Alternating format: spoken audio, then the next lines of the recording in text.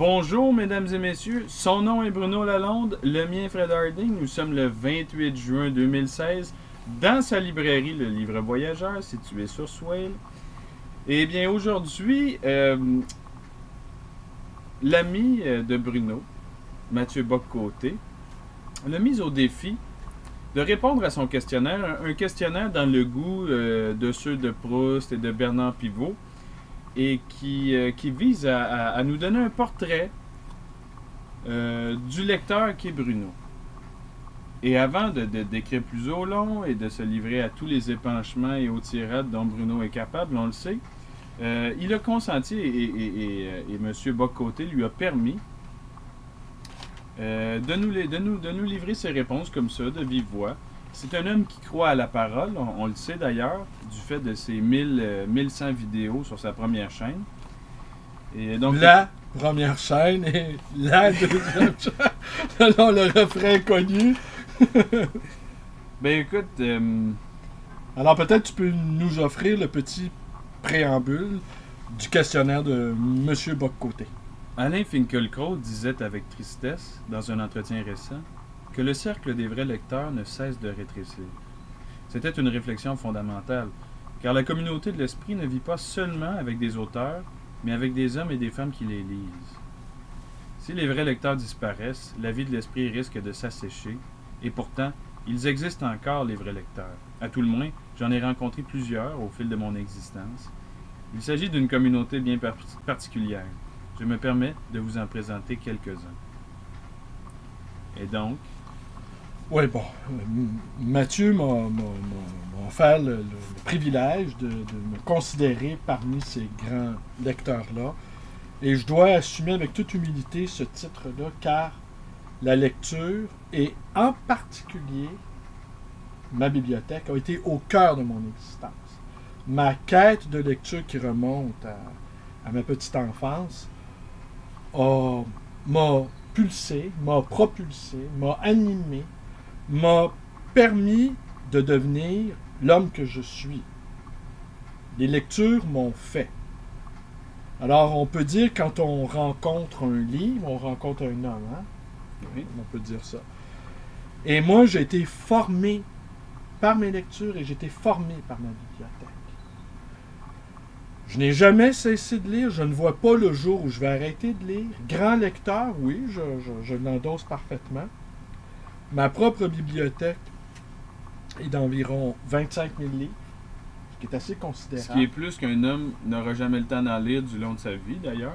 Ça... C'est pas... Non, c'est pas... Non, c'est pas mais la remarque est fine, parce qu'on me le dit souvent, ça. Mais évidemment. Mais la bibliothèque, pour moi, est une sorte de promesse de bonheur, est une sorte de paradis à venir. Alors forcément, on peut pas avoir tout lu, on le sait, il n'y a personne qui a tout lu, on peut pas même avoir lu les choses les plus fondamentales. Bon. Et il y a des rencontres qui n'ont pas lieu. Il y a des auteurs, moi j'ai tenté de lire, je n'ai pas été capable de lire. J'ai supposé qu'il y avait une sorte de, outre le momentum, j'ai supposé qu'il y avait une sorte d'antinomie épidermique entre l'auteur et moi. Une sorte de clash des sensibilités, si tu préfères, où la rencontre n'a pas lieu. C'est comme n'importe quel être humain, ça marche pas avec tout le monde. Alors, c'est sûr, te dire, je n'ai pas été capable de lire tel auteur. Oh, l'accablement peut me prendre, je peux me sentir honteux de ne pas avoir su apprécier tel grand écrivain. Non, la rencontre n'a pas eu lieu. Par contre, j'ai eu beaucoup de plaisir et j'ai même un petit faible pour eux. Je l'appelle les petits maîtres. Les auteurs obscurs, les auteurs dédaignés. Les auteurs qui sont dans les marges. Tu penses à Calafert, par exemple, qui est un de tes auteurs. Je veux pas inventer la mèche, là. On dira rien.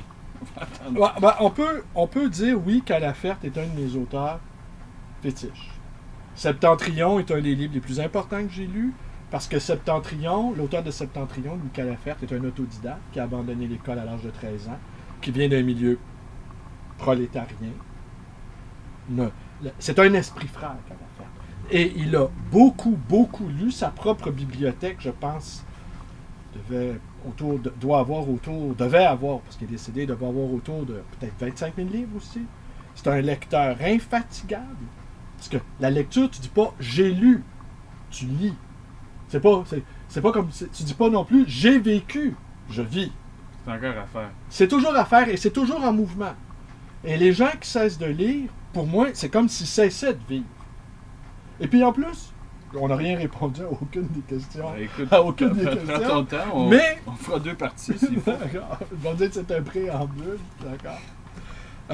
Il y a quelques minutes, il y a un client. Attendez la version écrite, D'accord. d'ailleurs. Il y a quelques minutes, ouais. Il y a quelques minutes, il y a un client que tu as croisé là, avant que tu arrives. À qui j'avais conseillé des livres, d'ailleurs? Oui, à qui tu as conseillé des livres? Tu lui as conseillé Julien Green Oui. et tu as conseillé Boudard. Lucien ou Alphonse? Alphonse. Alphonse. Bon. Ça, c'est Lucien Bodard. Bodard! Ça, c'est notre... Non, le Lucien Boudard, c'est l'autre. C'est bon. D'accord. Et évidemment, c'est comme deux auteurs aux antipodes. Un a une langue argotique, a décrit des scènes du Paris de prolétarien, justement, un peu iconoclaste, un peu absurde, un peu grotesque. Et l'autre, Julien Green, c'est la langue française, somptueuse, avec des déliés, avec des drapés. Il y a une magnificence dans l'écriture de Julien Green, évidemment, qui me ravit. Tandis que Boudard, je l'ai jamais lu. Bon, alors je peux pas. Moi non plus, d'ailleurs. Je l'ai fait. Non, tu veux conseiller. Mais Vous voyez, mon jeune ami conseille des livres qu'il n'a pas lus. Ah ben ça, moi je fais ça en regard de journée aussi. Ben oui, parce que souvent, comme on m'attribue un titre d'autorité, moi qui est un apprenti lecteur, toujours, parce que même si tu es un grand lecteur, tu restes un apprenti. Alors, je demande aux gens, je m'en tire parce que c'est bien. Oui, mais- Conseillez-moi quelque chose. D'abord, je dis toujours 2 choses. La première, Quel est le dernier livre qui vous a plu? oui. Quel est le dernier? Pas juste le dernier. Quels sont vos auteurs préférés? Qu'est-ce que vous avez aimé? Alors là, j'ai une assez bonne idée. Alors là, je peux les enligner. Et parfois, les livres que moi j'ai aimés, parce que parfois, on me demande, on veut savoir ce que moi j'aime. Mais ici, c'est une librairie de livres d'occasion, donc les livres aimés, bien souvent, je les ai pas. Et comme j'ai une prédilection pour les petits maîtres, je les ai encore moins. Alors, je pourrais faire comme Barrico. J'ai cru comprendre que Barrico était propriétaire d'une librairie. Celui qui a écrit Soi. Oui. Bon. Oui. Qui avait une librairie où il y avait juste les livres qu'il avait aimés. Je pourrais avoir une librairie, ma librairie, où c'est juste des auteurs que j'aime. Mais là, il faudrait que j'ai aimé, qui ont été importants, qui ont compté, ou que j'ai lu, mais que j'ai pas aimé. Il n'y a pas d'auteur que j'ai pas aimé. Parce que on revient à ce client-là qui me demandait des conseils. Eh bien, il me disait s'être beaucoup forcé à lire certains livres. Alors, je lui ai demandé, je te vois encore à la petite école, hein? Si tu as vu, c'est un homme d'à peu près mon âge. Il dit non, mais je me sentais obligé. Oh, se sentir obligé, là. Mais est-ce qu'il y a un âge où il n'y a plus d'obligations qui tiennent? Est-ce qu'il y a je sais pas, un degré de sagesse en même temps? Bon. Écoute, moi, je dois t'avouer qu'en 12 et 25-26 ans, je me suis forcé à lire certains auteurs. C'est des grands noms. Je me suis forcé. Est-ce que je peux dire que j'en ai retiré du profit? Est-ce que j'en tire en ce moment des avantages d'avoir subi une épreuve de lecture non plaisante? Je te répondrai crûment non. Mais tu penses à qui, par exemple? Parce que, sans vouloir décréditer personne, là, mais... Alors, j'ai lu certains romans. Non, j'allais dire Monterland, mais j'avais beaucoup aimé c'est les jeunes filles. Ok. Bon, j'avais aimé. Mais à ce moment-là, je comprenais pas que le personnage de Costal, l'écrivain, c'était l'alter ego de Monterland, et au fond, les jeunes filles, c'est des jeunes garçons. Alors, il fait preuve d'une misogynie invraisemblable, mais quand tu comprends que finalement, il traite pas mal des filles, mais il traite mal des garçons, ça rend le personnage un peu problématique, on va dire. J'avais beaucoup aimé ses carnets à Monterland. Bon, Monterland. Pour moi, c'était un grand nom qu'il fallait avoir lu. Ok, mais et donc tu t'es forcé de lire quoi, ses premiers romans qui étaient. Ouais, certains de ses premiers romans. Giraudoux, j'ai lu du Giraudoux. Pour ça, je relirais ça aujourd'hui. Même qui relirait ça aujourd'hui. Gide. C'est pénible. C'est vrai que c'est pénible. C'est long, là. Bon, son journal, je ne l'ai pas encore lu parce que toi et moi, on a un point commun. On adore les correspondances. Oui. Et on adore les journaux littéraires. Exact. Ça, c'est un genre, moi, je pourrais ne lire que cela. Ben oui. Parce que c'est la vie. C'est la vie qui est croquée là, dans le vif du texte. On va essayer de répondre quand même à une question du questionnaire Okay. de On Mathieu. est ambitieux. Une question. Une question pour aujourd'hui. Ah ben bon, tu vois, celle-là, on y a répondu. Y a-t-il un livre vers lequel vous revenez tout le temps? C'était par la Attends, force... c'était pas ça la première question? Non, c'est Ben la... oui, c'est celle-là ici. Il y a des gens qui lisent tout le temps, à tout moment et Ben à oui, tout. t'es rendu à la troisième. Il y en a d'autres qui ont un rituel particulier. Quel genre de lecteur êtes-vous? Avez-vous un rituel de lecture? Bon, il y a des gens qui lisent tout le temps, à tout moment et en tout lieu. C'est moi. Je lis tout le temps, en tout lieu, en tout moment. Dès que je peux lire, je lis. J'ai toujours un livre avec moi, là. Il peut y avoir des pannes de métro, c'est pas grave, j'avance dans ma lecture. Mon avion peut être retardé, il peut même être annulé, c'est pas grave, j'avance dans ma lecture. Je suis à l'urgence. Ah ben oui. Écoute, j'ai le temps de lire Guerre et paix. D'accord? Puis je reviens le lendemain, j'ai toujours pas été vu par un médecin. Je peux finir La recherche du temps perdu. D'accord?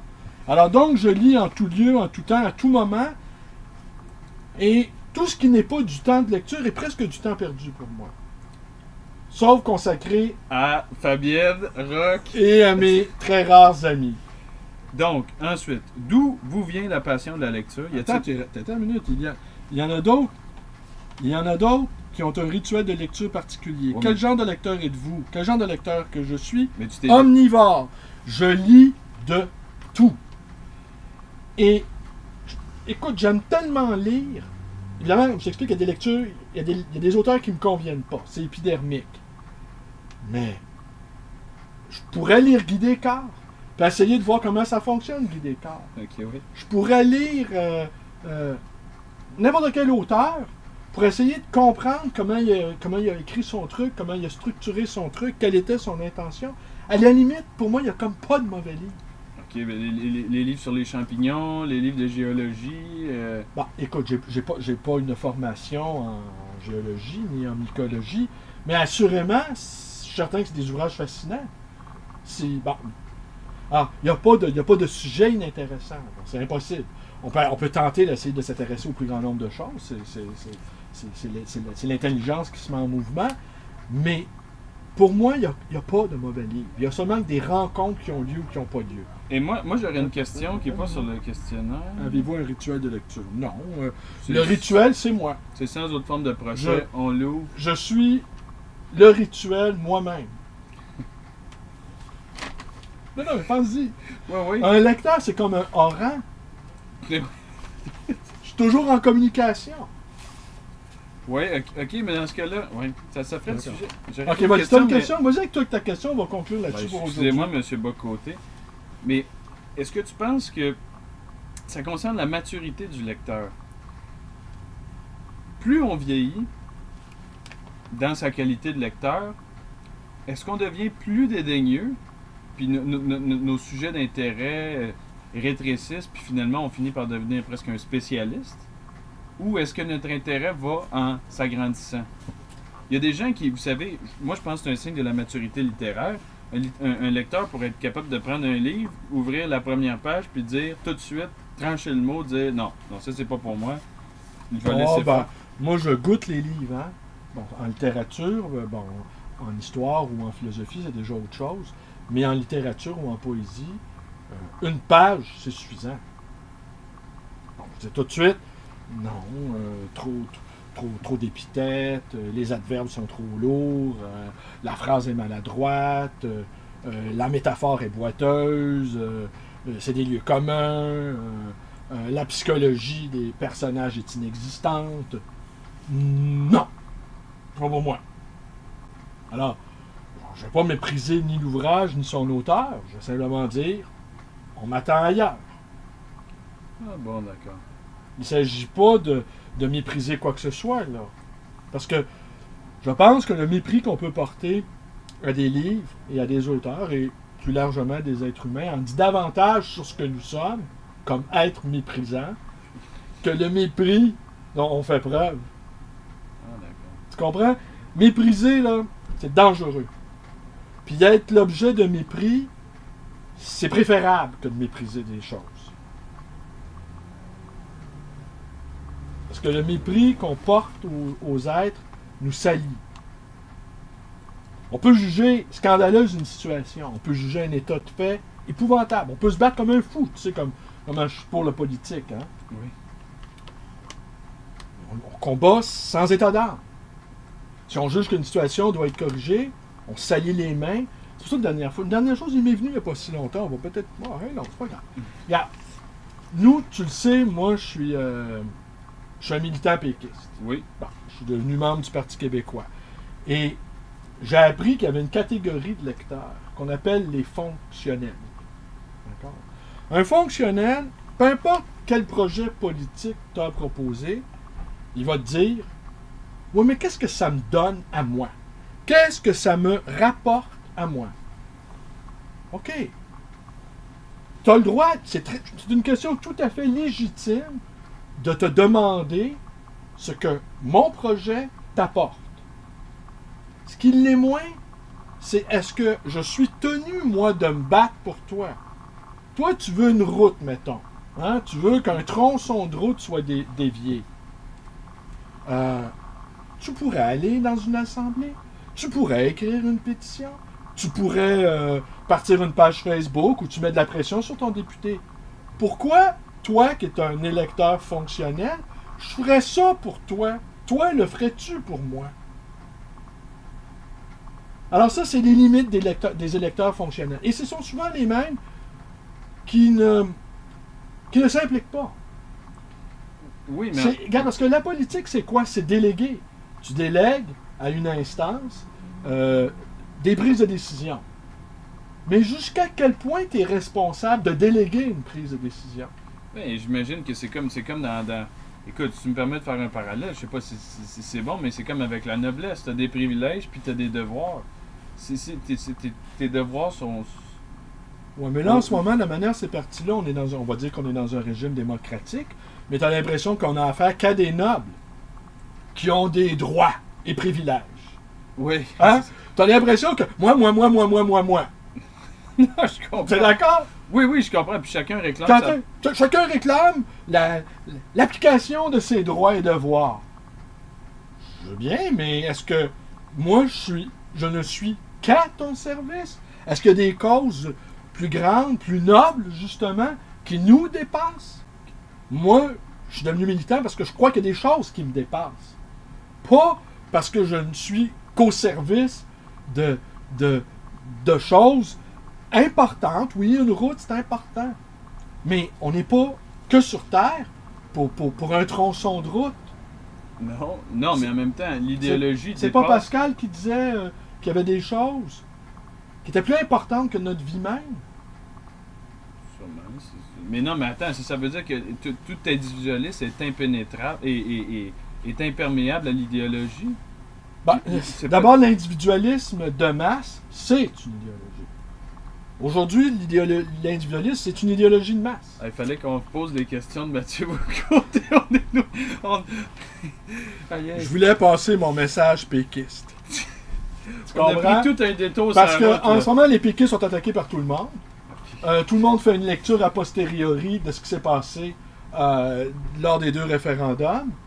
Et personne ne tient compte de ce simple fait, le rapport de force qui existe contre des gens qui ne sont pas d'accord avec notre option. C'est comme si on était responsable de notre propre défaite.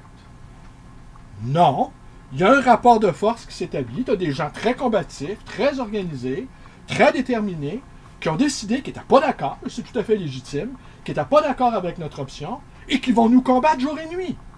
Alors, tu es assis dans les gradins et tu dis « Ouais, les péquistes. » Non, c'est pas... Tu as eu des hommes admirables, tu as eu des femmes admirables qui ont défendu cette cause-là, c'est une cause juste, et qui ont perdu, qui ont livré des batailles difficiles, Mais le jour où il n'y aura plus de péquistes, là, ça ne sera pas une bonne nouvelle pour personne, incluant les adversaires de la cause. Alors, je suis un peu... Mais de toute façon, moi, je m'en fous. Tu vois, on est dans un comté orphelin, celui de Sainte-Marie-Saint-Jacques, comté qu'a gagné Manon Massé avec mérite. Manon Massé. C'était c'était une forteresse. C'était une forteresse, mais qui comme toutes les forteresses péquistes, est mise à mal, là, et prise d'assaut. Et Manon Massé, pendant 10 ans, elle a sillonné ce quartier-là. Et elle a fréquenté tous les centres communautaires, elle a pris le pouls de la population. Elle a fait quelques erreurs, à mon avis. Il y a des groupes qu'elle ne veut pas rencontrer. Hein. Bon, elle a les hommes d'affaires, elle ne souhaite pas les rencontrer. Il y a un électorat qu'elle ostracise. Parce qu'elle juge qu'il n'y a rien à les sortir d'eux. Mais cependant, elle a manifestement gagné avec mérite et brio son comté. Mais ceci étant dit, il faut la battre quand même. Parce que, pour moi, QS, c'est les alliés objectifs des libéraux. Point. T'as des QS qui sont très, très, très bien, là, intellectuellement, sont très, très bien. Mais c'est la meilleure façon que les libéraux restent au pouvoir pendant 20 ans. Puis on peut pas demander à un indépendantiste, comme je le suis, abandonne ta cause pour aller t'en prendre au grand capital. Le grand capital, si un jour on s'en prend à lui, ça va être un mouvement mondial. Ce ne sera pas juste un Québec indépendant ou la province de Québec. Alors pour moi, le combat, là, il est à portée de main. Bon, alors, et on a des militants à pied d'œuvre ici qui ne demandent pas mieux qu'à participer à la curée. Non, faut pas dire la curée, mais à la... Bon, alors, désolé, monsieur Bocoté, on a trouvé le moyen de pas répondre encore 22 minutes. On a trouvé le moyen de pas répondre aux questionnaires. Ben si, on a répondu à une question quand même. Puis Demain, es-tu là? Ben je peux... Attends une minute. Mais il y a une deuxième question à laquelle on a répondu. Y a-t-il un livre vers lequel vous revenez tout le temps, certains livres correspondaient? On a répondu à cette question-là dans le vidéo, Par la force des choses, qui a été publié il y a de ça quoi, une semaine, deux semaines? Oui, et le titre de la vidéo, c'est L'homme d'un seul livre. L'homme d'un seul livre, suite à une question que je lui faisais. Alors bon. Ouais, j'ai répondu à cette question-là. Donc deux questions. Déjà, on vient Donc, on peut inviter quand même le public à aller écouter la vidéo L'homme d'un seul livre, suite à la question qu'a posée mon ami Fred. Une vidéo de 15 minutes. Donc, plus courte que celle-là. Eh ben, merci Fred. On se revoit demain on va essayer de répondre pour de vrai. Là. Monsieur Bocoté, on va faire un effort. Mathieu a un grand sens de l'humour. Alors, oui. Il va la rire. Il y a plus d'humour que bien des gens qu'on connaît. Allez, merci, portez-vous bien. Et à demain, vous connaissez la suite, ma chaîne, patati patata, ma librairie d'occasion et d'ancien, le livre voyageur dans le quartier. Swale, Côte-des-Neiges sur Swale, pardon. Merci, bonne journée.